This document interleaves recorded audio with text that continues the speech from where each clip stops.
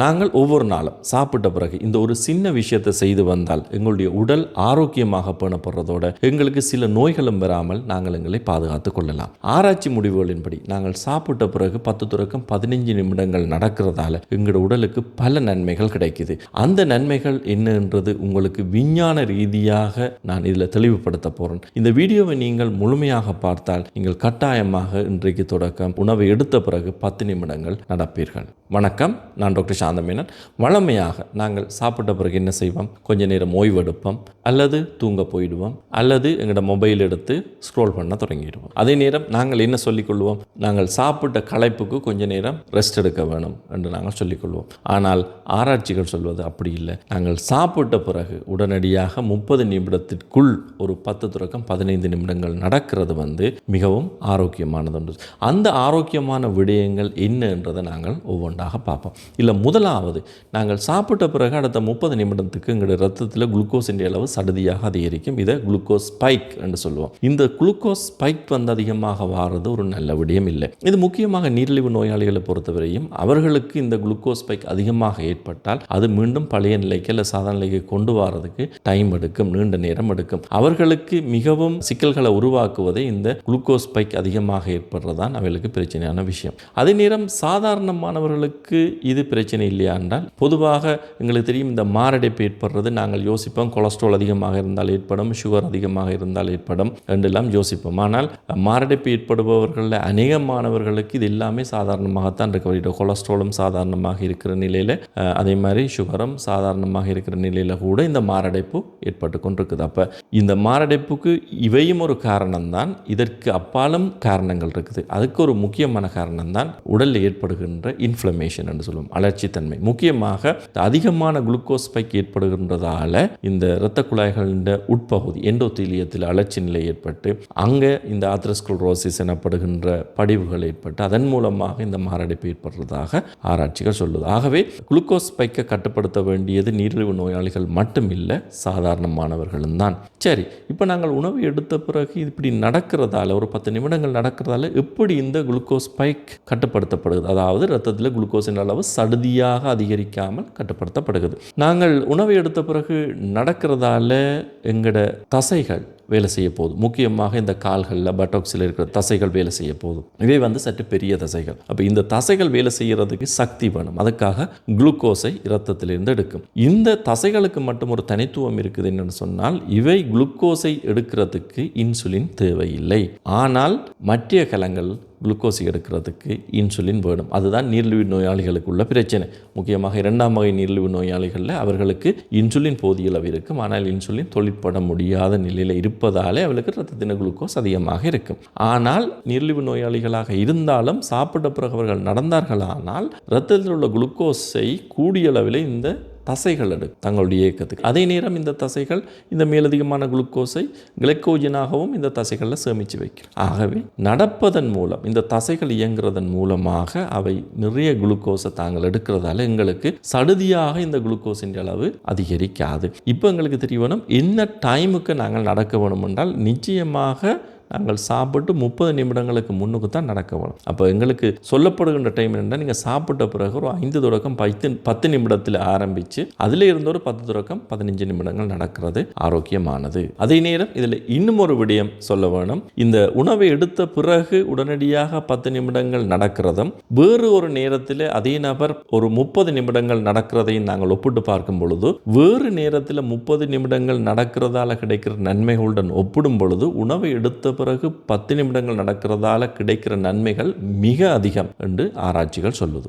இதால் கிடைக்கக்கூடிய மற்ற நன்மை என்னன்னு சொன்னால், எங்களுடைய சமிபாட்டு சீராக்கம். பொதுவாக பலர் உணவு எடுத்த பிறகு அவர்களுக்கு இந்த வயிற்றுக்கு கேஸ் போன மாதிரி அல்லது ப்ளோட்டிங், வயிறு பொறுமல் ஏற்படுறது, அதே மாதிரி சமிபாட்டு பிரச்சனைகள் ஏற்படுறது, மலச்சிக்கல் தன்மை காணப்படுறது, இதுகள் இருக்கலாம். இவர்கள் உணவை எடுத்த பிறகு அந்த 10 நிமிடத்துக்கு நடக்கைக்குள்ள எங்களுடைய இறப்பை இந்த தொழிற்பாடு, சிறுகுடல் இந்த தொழிற்பாடுகள் எல்லாம் தூண்டப்படும். அவற்றை இவற்றின் தூண்டல்களால் அந்த பெரிஸ்டால் சுருக்க அசைவுகள் வந்து விரைவாக நடைபெறும். சமிபாட்டுக்குரிய நொதியங்களின் செயற்பாடுகள் அதிகமாக இருக்கும். இதனால விரைவாக இந்த சமிபாடு நடக்கிறதால கேஸ்ட்ரிக் எம்டிங்னு சொல்லுவோம். அதாவது இறப்பையில் உள்ள உணவு விரைவாக சிறுகுடலுக்கு அடுத்த கட்ட சமிபாட்டுக்காக சென்றுவிடும். இப்போ இதனால இந்த உணவை எடுத்த பிறகு நாங்கள் சாதாரணமாக அசையாமல் இருக்கைக்குள்ள எங்களுக்கு வார இந்த அறிகுறிகள் எல்லாமே இப்படி நடக்கிறதால இல்லாமல் போய்விடும். அதே நேரம் இந்த மலச்சிக்கல் இல்லாமல் போறதிலையும் இந்த சாப்பிட்ட பிறகு நடக்கிறன்ற விஷயம் ஒரு முக்கிய பங்கெடுக்குது. அடுத்த ஒரு முக்கியமான தன்மை எங்களோட உடல் எடையை கட்டுப்பாட்டில் வச்சிருக்கிறது அல்லது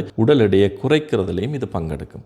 அதப்படி அது ஒரு 10 நிமிடங்கள் நடந்தவுடனே உடல் எடை குறைவு ஏற்படுமா அல்ல உடல் எடை கட்டுப்பாடு ஏற்படுமா என்றதை நீங்கள் கேட்கலாம். பலர் வந்து பல மனத்தியாலங்கள் ஒர்க் அவுட் செய்யணும், பல டயட் எல்லாம் செய்தே உடல் எடையை கட்டுப்படுத்துகிற கஷ்டமாக இருக்குது. அது எப்படி நாங்கள் சாப்பிட்ட பிறகு ஒரு 10 நிமிடங்கள் நடந்தால் மட்டும் இது எப்படி சிறப்பாக நடந்துவிடும் என்று நீங்கள் கேட்கலாம். இதில் உடல் எடை அதிகரிப்புக்கான அடிப்படை காரணங்கள் பற்றி எங்களுக்கு இதில் தெரிய வேணும். இதில் உடல் எடை அதிகரிப்புன்றதை விட கொழுப்பினால உடல் எடை அதிகரிக்கிறது என்று இதை இன்னும் திருத்தமாக சொல்லலாம். நான் ஏற்கனவே சொன்னது மாதிரி இந்த சுகர் ஸ்பைக், அதாவது நாங்கள் சாப்பிட்ட பிறகு 30 நிமிடத்துக்குள்ள சடுதியாக இரத்தத்தில் குளுக்கோஸின் அளவு அதிகரிக்கும். இந்த அதிகரிக்கிற தன்மைக்கு ஏற்ற வகையில் எங்களுக்கு உடலில் இன்சுலின் சுரக்கப்படும். அப்போ எவ்வளவுத்துக்கு ஸ்பைக், அதாவது ஸ்பைக்ன்றது இவ்வளவு அதிகரித்து செல்லுதோ அதுக்கு ஏற்ற வகையில் அதிகமாக இன்சுலின் சுரக்கப்படும். இந்த இன்சுலின் என்ற ஹோமோன் உடலில் அதிகமாக இருக்கிறதும் பிரச்சனையான விஷயம். ஏனென்று சொன்னால் இந்த இன்சுலின் ஒரு அனபோலிக் ஹோமோன் என்று சொல்லுவோம், அதாவது தொகுப்புக்குரிய ஹோமோன். இது என்ன செய்யும்னா இது அதிகமாக இருக்கும் என்று சொன்னால் இங்கே ரத்தத்தில் மேலதிகமாக உள்ள குளுக்கோஸையை கொண்டு போய் கொழுப்பாக மாற்றிவிடும். ஆகவே இன்சுலின் வந்து எங்களோட உடலில் அதிகமாக இல்லாமல் பார்த்து கொள்ள வேண்டியது முக்கியம். எங்களுக்கு தெரியும் இந்த PCOS பாலிசிஸ்டிக் ஓவேரியன் சிண்ட்ரோம் என்று சொல்லுவோம், பெண்களில் ஏற்படுற ஒரு பிரச்சனை. அவர்களுக்கும் இந்த கொழுப்பு அதிகரிக்கிறதும் இன்சுலின் ரெசிஸ்டன்ஸ் ஏற்படுறதும் இதனால் அவர்கள் உடல் எடையை கட்டுப்படுத்த முடியாது. இந்த இன்சுலின் அளவு அதிகமாக வச்சுக்கொண்டு நாங்கள் உடல் எடையை குறைக்கிறது கடினமானது. ஏனென்றால் அது தொகுப்பு வேலையை செய்து கொண்டே இருக்கும். இந்த கொழுப்பு உருவாக்கத்தில் அது பங்கெடுத்து கொண்டே இருக்க நாங்கள் கொழுப்பை கட்டுப்படுத்துறதுக்கு அல்லது அதை குறைக்கிறதுக்கு நடவடிக்கை எடுக்கும்போது இது ஒரு சேலஞ்சிங்கான விஷயமா இருக்கும். ஆகவே எவ்வளவுக்கு இந்த இன்சுலினை ஸ்பைக்கு, அதாவது சுகர் ஸ்பைக் ஏற்படுறதை தவிர்க்கிறதன் மூலமாக இன்சுலின் அதிகரிக்கிறதை நாங்கள் தவிர்க்க போகிறோம். இன்சுலின் அதிகரிக்கிறது குறைகிறதால கொழுப்பு உருவாக்கம் நடைபெறாது. அதே நேரம் நாங்கள் நடக்கிறதாலையும் எங்களுக்கு ஒரு எனர்ஜி தேவை ஒன்று ஏற்படுகிறது, அதாலையும் எங்களுக்கு இந்த உடல் எடை குறைவு ஏற்படும். அதே நேரம் இந்த தசைகளின் தொழிற்பாட்டால் உள்ள எனர்ஜி லாஸ், அதில் ஒரு நன்மையான விடயம் என்னன்னு சொன்னால் நீங்கள் நடக்கும்போது உங்களுக்கு ஒரு எனர்ஜி இழப்பு, அதாவது சக்தி இழப்பு ஏற்படும். பிறகு நடந்து முடிய இருக்கும் பொழுதும் அந்த சக்தி இழப்பு ஒரு குறிப்பிட்ட அளவில் நடந்து கொண்டே இருக்கும். இதுதான் இந்த மசில் ட்ரைனிங். நீங்கள் தசைகளை பாவிச்சு நீங்கள் பயிற்சி செய்கிறதால உள்ள நன்மை என்னென்றால் நீங்கள் செய்யும் பொழுது உள்ள கலோரி இழப்பும் நீங்கள் ஓய்வடைந்த பிறகு 100% நின்று விடாத ஒரு குறிப்பிட்ட அளவில் அந்த கலோரி இழப்பு இன்னும் கொஞ்சம் நடந்து கொண்டிருந்துதான் அது குறையும். ஆகவே இதன் மூலமாக நீங்கள் உடல் எடையை கட்டுப்படுத்துறதா இல்லை உடல் எடை குறைவில் கூட இது பங்கெடுக்கும். நீங்கள் உடல் எடையை குறைக்கிறதுக்கான மற்ற நடைமுறைகள் எல்லாத்தையும் சரியாக கடைபிடித்து கொண்டு இதுக்கும் செய்தீங்கள் என்றால் இது ஒரு அடிஷனல் பெனிஃபிட்டாக உங்களுக்கு கிடைக்கும். இதனால் கிடைக்கக்கூடிய அடுத்த ஒரு நன்மை தான் எங்களோட மூட், அதாவது மனநிலையை நல்லா பண்ணுறது. சாப்பிட்ட பிறகு என்ன நடக்கும்? சாப்பிட்ட பிறகு எங்களுக்கு நித்திர தூக்கம் மாறுறது, சோர்வாகிறது, ஒரு கவனம் செலுத்தி ஒரு வேலையை செய்ய முடியாத ஒரு தன்மை ஒன்று ஏற்படும். இதுக்கு ஒரு காரணம் இருக்குது. சாப்பிட்ட பிறகு கூடுதலான இரத்தோட்டம் எங்களுடைய சமிபாட்டு தொகுதியை நோக்கி வாரதாலேயும் இது ஏற்படும். அப்போ நாங்கள் சாப்பிட்ட பிறகு நடக்கிறதால எப்படி எங்களோட மூட் நல்ல மூடாக மாறும் என்று பார்த்தால் இதில் தான் எங்களுக்கு தெரிய வேணும் கட் பிரெயின் ஆக்சிஸ் என்ற ஒரு விஷயம் இருக்குது. அதாவது எங்களோட மூளை எவ்வளோ முக்கியமோ அதே மாதிரி எங்களோட குடலும் வந்து மிக மிக முக்கியமானது. எங்களோட மனநிலை உள்ள தாக்கங்களை கவனிக்கிறதுல குடலில் நாங்கள் செகண்ட் பிரெயின் என்று சொல்லுவோம். அதாவது பிரெயினை மாதிரியே ஒரு ரெண்டாவது பிரெயின் என்று நாங்கள் அதை சொல்லுவோம். இந்த குடலின் நன்மை தீமையான விடயங்கள் எல்லாம் மூளையில் பிரதிபலிக்கும். நாங்கள் சாப்பிட்ட பிறகு நடக்கிறதால எங்களுக்கு ஸ்ட்ரெஸ் ஹோமோன் அளவு குறைவடையும். அதே நேரம் டோபாமின், செரட்டோனின் என்ற ஹோமோன்கள் குடல்ல சுரக்கப்படும். இது குடல்ல தான் மிக அதிகமாக சுரக்கப்படும். இந்த ஹோமோன்கள் இதை ஹாப்பி ஹோமோன் என்று சொல்லுவோம். நாங்கள் எங்களுடைய மூடை ஒரு நல்ல இதாக வச்சிருக்கிறதுல முக்கிய பங்கெடுக்கிறது இந்த ஹோமோன்கள் தான். ஆகவே இந்த ஹோமோன்கள் நாங்கள் சாப்பிட்ட பிறகு நடக்கிறதால அதிகம் சுரக்கிறதாலையும் எங்களுக்கு எங்களோட மூட் வந்து நல்லா இருக்கும். நாங்கள் சாப்பிட்ட பிறகும் நாங்கள் ஒரு வேலைத்தளத்திலேயோ அதிகமாக கவனம் செலுத்தி எங்களோட வேலையை செய்கிறதோ அல்லது நாங்கள் ஒரு புத்துணர்ச்சியாக இருக்கிறதுல பங்கெடுக்கும். இது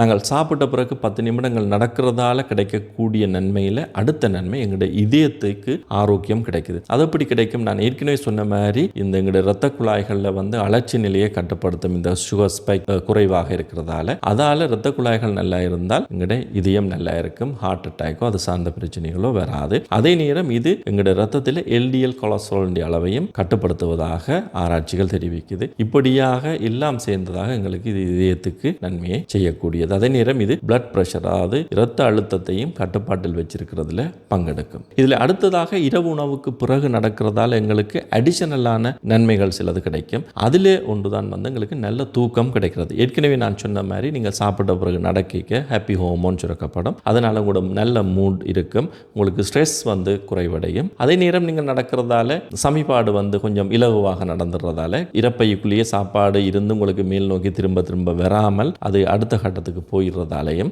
மற்றது நடக்கிறதால உங்களுக்கு உடல்ல கொஞ்சம் புத்துணர்ச்சி ஏற்படுற எல்லா விடயங்களும் உங்களுக்கு தூக்கத்தில் செல்வாக்கு செலுத்தும். சரி, இப்போ ஒரு கேள்வி வரும். நாங்கள் காலை மதியம் இரவு 3 நேரமும் சாப்பிடுவோம், 3 நேரமும் நடக்க வேணுமா? ஓம், 3 நேரமும் நடக்கிறது எங்களுக்கு நல்ல விளைவுகளை தரும். சரி, இதுல ஒரு நேரம் தான் நடக்கக்கூடியதாக இருக்கும் என்று சொன்னால், அல்லது 3 நேரம் நடக்கிறதுலையும் பெஸ்ட் ஆனது எதென்று சொன்னால் இரவு நேரம், அதாவது இரவு உணவுக்கு பிறகு நடக்கிறதுன்றது ஒரு அடிஷனல் பெனிஃபிட்டை தரக்கூடியது. ஏனென்று பார்த்தால் எங்களோட உடல்ல நாங்கள் சொல்லுவோம் சர்காடியன் ரிதம்னு சொல்லி, எங்களுக்கு உள்ளுக்குள்ளேயே ஒரு இயங்குற ஒரு கடிகாரம் உண்டு எங்களோட உடலுக்குள்ளே இருக்குது என்று நாங்கள் எடுத்துக்கொள்வோம். அது சில விடயங்களை தீர்மானிக்கும். இரவு பொழுதுல எங்களுக்கு தூக்கம் வாரது, பகல்ல விழிப்பு வாரது, அதே மாதிரி இன்னென்ன டைமில் இந்த ஹோமோன் சுரக்க வேணும்ன்றது, இப்படியாக எங்களோட உடலை உள்ளுக்கு இருந்து இயக்கி கொண்டிருக்கிற ஒரு இயல்பான விடயம் ஒன்று இருக்குது. ஸோ அந்த விடயத்தின்படி இந்த இன்சுலின் என்ற ஹோமோன் சென்சிட்டிவிட்டி பகல் வேளைகளில் அதிகமாக இருக்கும், இரவு வேளைகளில் அந்த சென்சிட்டிவிட்டி குறைஞ்சு விடும். அப்போ சென்சிட்டிவிட்டி அதிகமாக இருந்தால் இந்த இன்சுலின் ஹோமோன் நல்லா வேலை செய்யும், சென்சிட்டிவிட்டி குறைவாக இருந்தால் அந்த ஹோமோன் வேலை செய்கிற அளவு குறைந்து விடும்.